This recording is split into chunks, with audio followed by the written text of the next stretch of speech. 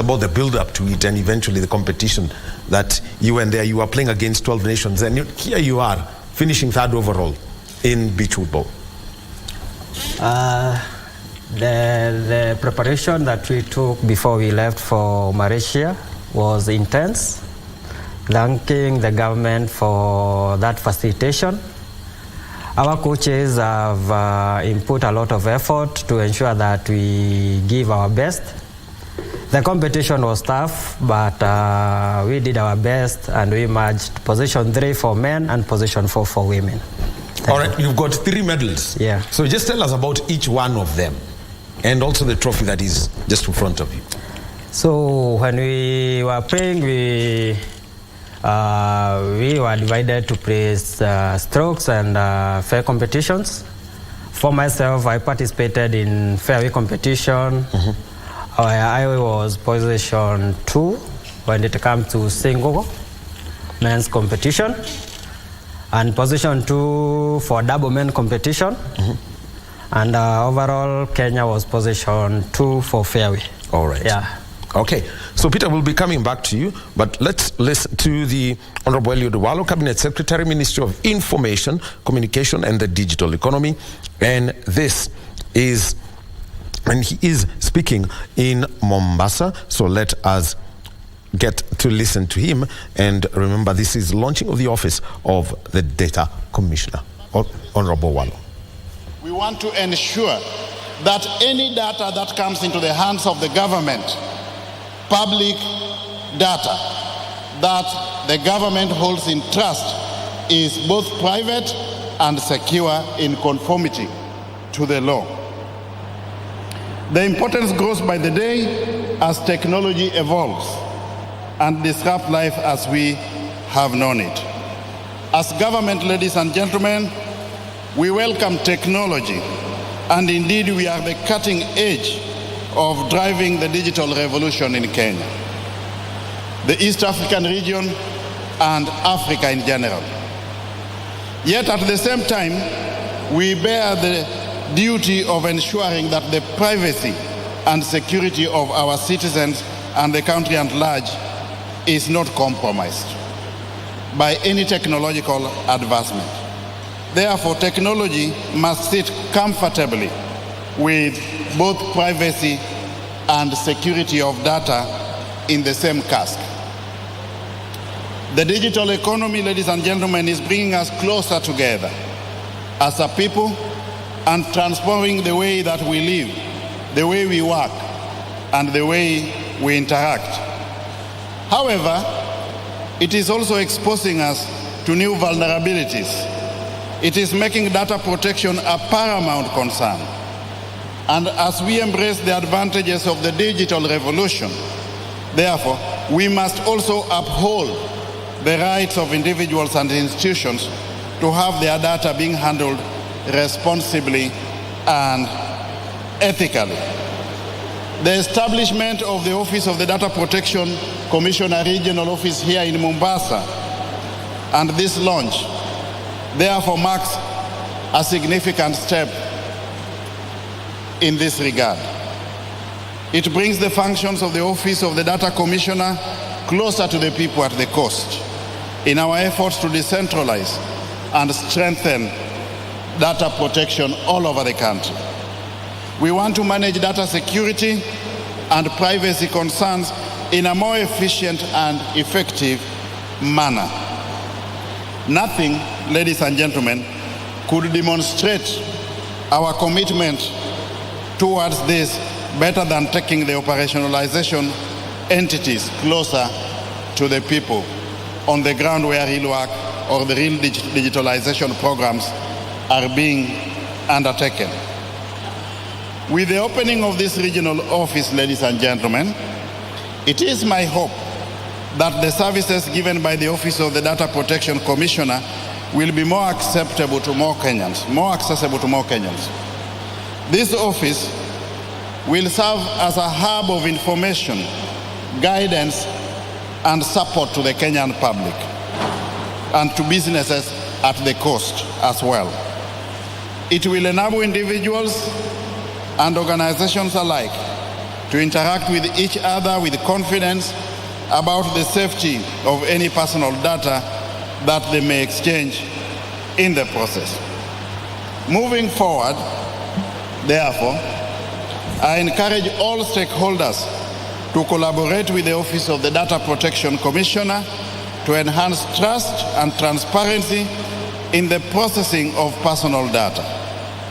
Government agencies, private entities, civil society organizations, and citizens at large all have a critical role to play in building a robust data protection ecosystem that guarantees the privacy of individuals and institutions alike. In conclusion, ladies and gentlemen, may I take this opportunity to applaud the efforts of the Data Commissioner in working towards the establishment and operationalization of this regional office. In the same vein, may I also thank all the staff that we have worked with at the Ministry of ICT and the Digital Economy, led by the PS here, because in all of this, teamwork has been a critical success factor. I commend also the dedication of everyone who has been involved in making this milestone a reality. Your work will have a lasting impact on the privacy and security of our citizens and in fostering a digital ecosystem that is founded on trust and accountability. As the Cabinet Secretary for Information, Communication and the Digital Economy, I want to assure you all that our ministry will continue providing support in advancing data protection initiatives across the country. Together, let us embrace the opportunities of the digital age while at the same time safeguarding the rights and dignity of every citizen. So, ladies and gentlemen, as you are aware, we have embarked on a major digital transformation agenda as government. In our Kenya Kwanza plan, the digital superhighway is not just a standalone thematic area, but it is also a critical success factor for government moving forward. And to operationalize this, we have embarked in earnest the rollout of 100,000 kilometers of fiber optic cable. We have embarked already on the establishment and operationalization of 25,000 free Wi-Fi hotspots. We have also embarked on the setting up of 1,450 digital laboratories in TVETs, in institutions of higher learning, and also at the ward level in each and every ward in this country. This is supposed to give us the infrastructure that is requisite for digitalization of government services. And in that regard, ladies and gentlemen, I'm also happy to report that as government so far we have managed to digitalize a total of 5,084 services, over and above the envisaged target of 5,000 services as at June. We have also gone ahead, ladies and gentlemen, to ensure that as we digitalize our services, there is an enabling framework, risk mitigation framework, to ensure that data security and data privacy is sustained. And this is the rationale and justification for the establishment and operationalization of the Office of the Data Commissioner. We want to assure Kenyans that we will continue with our digitalization agenda, but at the same time, we will ensure that we observe both data privacy and data security. With those remarks, ladies and gentlemen, it is now my distinguished honor and privilege to declare the regional office of the Data Protection Commissioner here in Mombasa officially launched. Thank you very much. Tumpigie makofi waziri. Obviously, waziri, before ushuke, you can come here, you will receive a gift before scaling up to second floor where you officially open. And that is the Honorable Eliud Owalo, who is the Cabinet Secretary, the Ministry of Information, Communications and the Digital Economy, speaking in Mombasa, and this is at the launch of the regional office of the Data Protection Commissioner. Remember that there has, over the past week, there have been, the concerns about the whole issue of data protection in the country. And so we'll be getting that story from our Mombasa team. Now let us now get back to our conversation, and we're talking about, woodball, and we were getting to hear from Peter Owero, who's the men's captain of the Kenya woodball team. And, Peter was just summarizing about the fate of the men's woodball team at the Beach World Cup that was in Malaysia. So, Peter, you could just finalize it because you've got the medals, you've got the trophy, before we move on to Ivan. So, for the medals, I've given the nutshell of it. When it comes to the trophy, this is position 3 for men's, that Kenya finished position 3 overall. Mm-hmm. Yeah. All right. Well, the women's team was also at the Woodball Beach World Cup, and they finished 4th overall. We've got the team captain, Ivan Chepkemoi. Ivan, tell us about the story and the competition that you did face when you went to play in Malaysia. Okay, thank you. Okay, about the attending the 3rd beach football in Malaysia, as the ladies captain, it was a nice exposure. Yeah, we encountered challenges with the beach and everything, but we tried our best. The competition was high, it was tough, but we did our best and emerged position 4. Yeah. Position 4 globally. What was it about the beach that you found challenging rather than, say, grass, which is what you would normally play on? Okay. Most of the time, our competition here is done on the lawn. Yeah. The ground, the lawn ground and the beach ground are different. Yeah, and most of the time you find out that we've not been playing on the beach. So I can say that it was one of the challenges that we experienced. Yeah. Okay. And Peter, what was the challenge? How did you find adapting to playing on the beach? For the beach, it's a bit challenging when it comes to the terrain. We are used to a slanting terrain when it comes to training that we have had in Mombasa. But when we go to Malaysia, we find a natural beach that is a bit flat. The sand is a bit dry. So you find that driving the ball with the energy we are used to drive with in Kenya becomes a bit challenging. But for those people who have had that exposure to train on such grounds, they find it a bit easy, but we did our best. Yeah. All right, and also we've got Luta Opanda, who is the head of the technical and logistics at Woodball Kenya. And Luta, let me just, from the technical perspective, just give a summary of the Malaysia event. The Malaysia event was a learning ground for us. We really appreciate the Ministry of Sports Culture for supporting this team to go there, because being a first international event for the team, to us it was, let's compete, but let's now learn from the best. Actually, say global, because you always, Uganda is home now for you. Yes, it was global, and you're playing amongst the best, being in Asia, and this sport is really grown in Asia, and the Asian countries have fully embraced this sport. So we went there to learn, and we learned a lot of things in terms of how they play, their systems. They have put up system, just like you borrow from football, from youth to the elderly, and that's the same thing they have. We had teams of youth who are as young as 5 years old and elderly as old as 70 years, 80 years old playing. So you realize that through the ranks, they have implemented this system where people qualify and grow into different ranks. Once you leave the rank of 9 years old, you go to the top rank of 12 years old. From 12 years old, you qualify to 17 years old. Until now, you join the senior. So when you are playing someone who is in the senior team, this is a fully well-studied blend player who knows what he or she is doing. This is a player who would score at 100 meters. Because they have studied, they have done it. And we also realize that they even go to class. They have books, they go to class. Some of these countries like Thailand, Taiwan, you go to study it in class. So we learned that we need to embrace that. Here, the sport has been majorly in universities and a few corporates.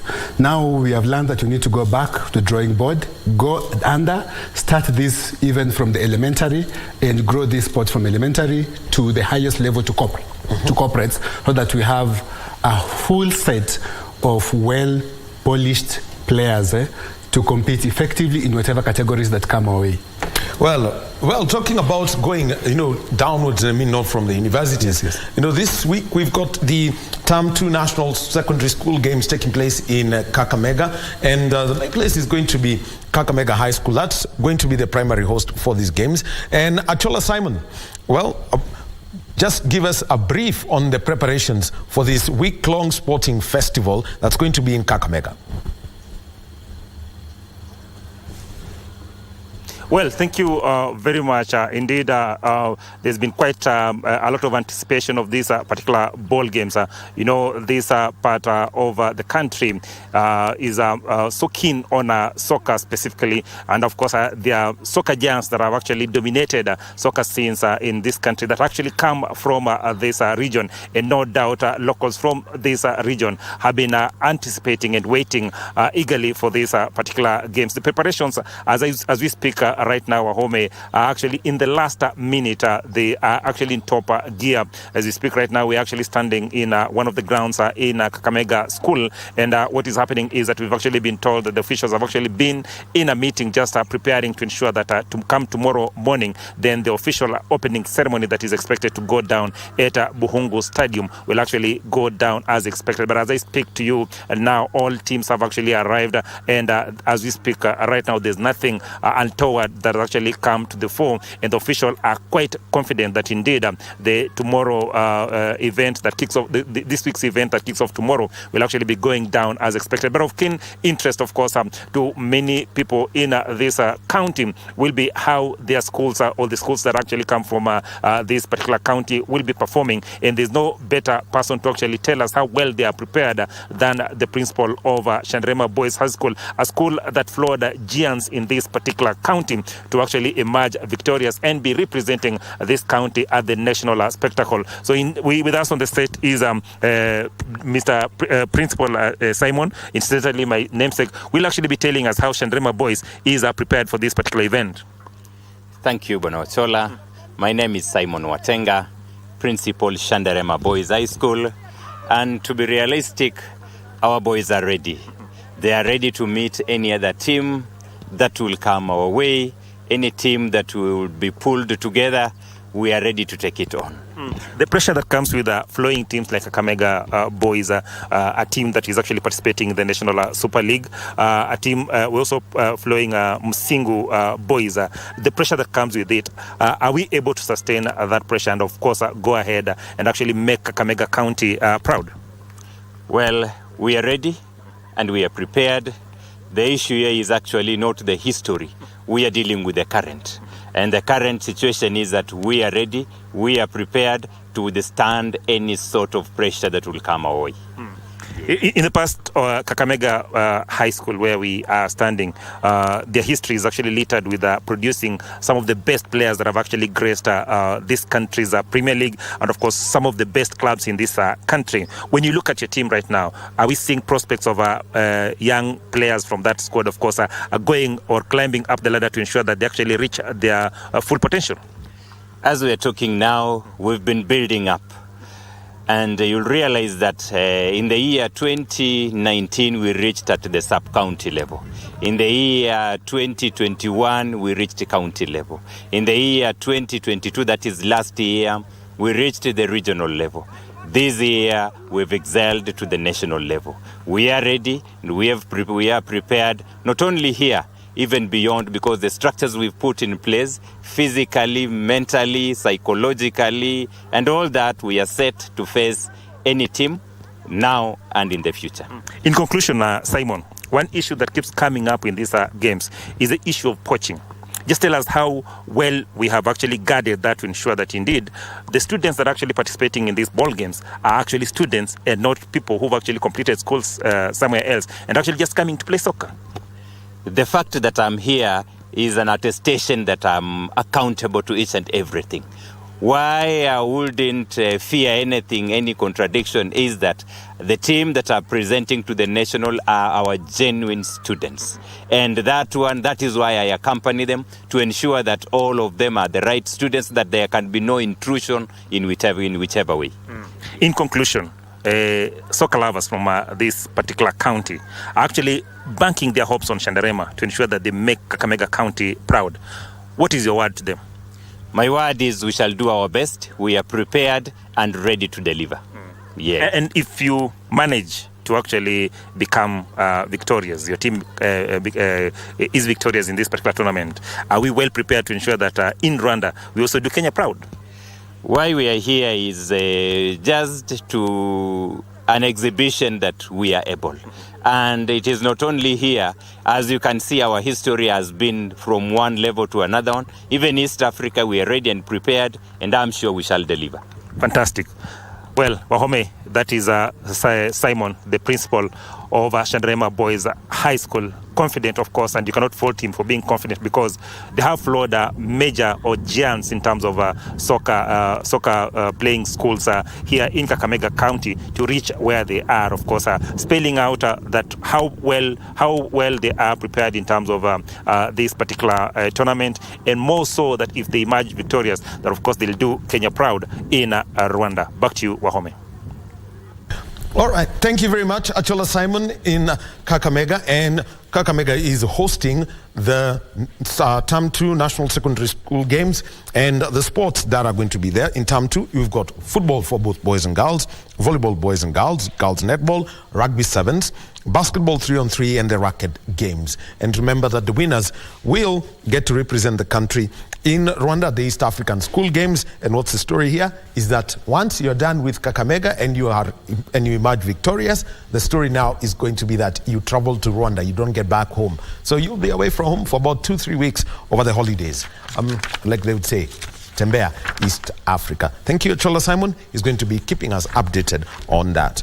We get back to our conversation, and this is about woodball, and Kenya was at the Beach World Cup for the sport woodball, and they marched third overall. The men's team finished third, and the women's team finished fourth.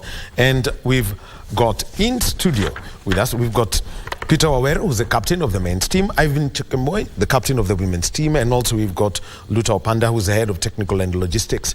Now, because you've got the equipment there that he's got, and it's called the wood ball. First of all, Ivy, let's come to you, and just pick the ball and just describe to us, and also the mallet that you've got. The game is wood ball. So this is the ball made of wood. Yeah, it's made of wood. That's the game is called wood ball. Then you have the mallets. This is what we use to play. You use the mallet to hit the ball when you're scoring at the gate. So the mallet you can find, this is aluminium made. We can have the wood made mallet. So there are two types of mallet, yeah. So you use the mallet when you are playing, you score in the gate. Okay. Now, just Peter, you could just describe that gate and how exactly it works, because looking at it, if you take a look at how the sport is played, you'll realize that the sport is played almost similar to croquet, but it has a concept around golf. Yes. So actually, woodball is so close to golf. The only difference is that when it comes to golf, you have to score in a hole. Yes. But when it comes to woodball, you have to score inside the gate. So what happens is that once you hit the ball along the fairway, the ball is mentioned to have success if it passes through the grass. This is the grass, and these are the post gates that are firmly held on the ground by use of these metallic rods. So once the ball passes through, completely passes through the gate, the grass cheers. The cheering is the rotating of the grass continuous, and that is what we call a successful score. So woodball is played. So what happens if basically it doesn't turn? If it doesn't turn and the ball is stuck at the middle of the grass, maybe let's say at that position, yes, you may be asked to hit a stroke to complete the scoring, or you ask to pick the ball and you are added a stroke. So you may opt to finish by hitting the ball or picking and adding a stroke. So it's very much like a drop in golf. Yes. Yeah. So now, what about the fairway? What's the length? The fairway, we have the length that varies from 40 meters to even 180 meters. So we have different letters. The fairway are made of different letters. We have the I's, we have the L's, we have the U's, we have the V's. So it may depend on each fairway. You may have a short L, a long L, a short I, a long I. Yeah. Okay. Now, Ivy, let me just come to you. Just explain those letters that is mentioned. I, L. I'll not continue because somebody might spell it out loudly. Yes. Okay. Yeah, as you said, we have different letters that we play. So you find there's an I, yeah, like the way the I is made. So there's a short I, you have the gate at one end of the I, so you'll have to play and score. So in many games, like in the international games, you are given, we call it par. So you have to score, like in this pair, the short one, you have to score a success at 3 or less. There's the medium I, a success at 4 or 5. Then there's the long I, the longest fairway, the I. Then we have V, the V-shaped. At the end, we have our gate. So when you're it's playing, like this. Yes. yeah, it's exactly V-shaped. Yeah. Yes. Then the L is L-shaped. The U is U-shaped. Yeah, those are the letters we use, the fairways. Yeah. Okay, so it's very simple. So I mean, the whole concept, you can pick it.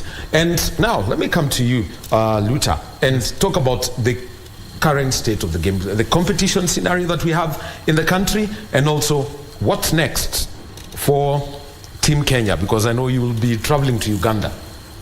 Your arch rivals here. Yeah, Ugandans have been our biggest arch rivals. And what the game is at stake now, as the technical people and the federation, what is at stake as us now is the development of this game. The key thing now is develop the game, let the game get to masses, let the game get to the people, let people embrace the game. Initially, people have looked at the game as an inferior sport. And after participation in the World Cup... Bronze medalist. Yes, after participation in the World Cup, people are realizing, hey, this is a serious sport that can play, that can take you places. And what people have never understood about this sport, this is not only a competitive sport, but this is also a sport that you can use for leisure. This is a sport that a family can play together in the background of their home. So what we're working on now is to make this game reach out to masses. Like I said earlier, we want to reach to schools first, because the easiest way for this game to develop is start from the schools, from primary to the highest level. And we are now also working on ourselves on how to get the equipments, because our hindrance again has been the equipments. And our traveling there was able to meet the stakeholders who produce the equipment, and we're looking at engaging the government to find if we can get the machines that produce the equipment from here, because if you're able to produce from the country, it is easier for us to produce in masses, for them to be cheaper, and once you have the equipment, you have the people to play them, because people are willing. But again, some people may be willing, but getting this mallet is very costly, because this mallet is costing about 20,000 shillings Kenyan money. So it's not that cheap for a person who just wants to start, or for a villager who wants to start this game. But if you have the machines to produce it, this mallet price will drop by half. You'll find the aluminium one probably going at 10,000, the wood one going at 2,000. So it will be easy for people to get them. So we are working towards that, getting to the masses, developing the game, training the game, and I'm happy that we're on that course, because as we speak in Northeastern, we have 15 high schools who have already embraced the game and have already started playing it. Rift Valley, we have one high school. In Western, we have one high school. Through what is going on, we have sent people, part of the federation members, to the ongoing national sports that are starting tomorrow, to talk more to the persons, demonstrate the game, so that once they're done, we are engaging the high schools committee to have this game embraced as part of their sports in their yearly activities. And that will be a major booster for us. Internationally, we are preparing now for qualifications. We'll be going to Uganda for qualifications. We'll be going to early next year, South Korea for World Cup qualifications. What we had this year was Beach World Cup. Now, what we have next year is the normal World Cup, because this game is like volleyball, where there's the normal volleyball and there's the beach volleyball. So the same applies here. So our concentration now is training, embracing, playing, and qualifying ourselves. The team qualifying for the World Cup, which is scheduled for next year, dates to be announced later, so that we have now a stronger team and stronger players to go and have a better performance than what we had at the Beach World Cup in the World Cup. All right. Thank you very much, and congratulations to Team Kenya, their first global assignment, and they came back finishing third. That was the men's team. The women's team finished fourth. Asante sana, Peter. Thank you. Who was the captain of the men's team. Ivy, who was the captain of the women's team, and the head of technical and logistics, Luta Panda. Yes, he's the head of technical and logistics at Football Kenya. Asanteni sana. Asante sana. All right, we'll be talking about another sport, also a young sport, and Kenya are the defending champions in Africa. They did win the African title in 2019, so it's now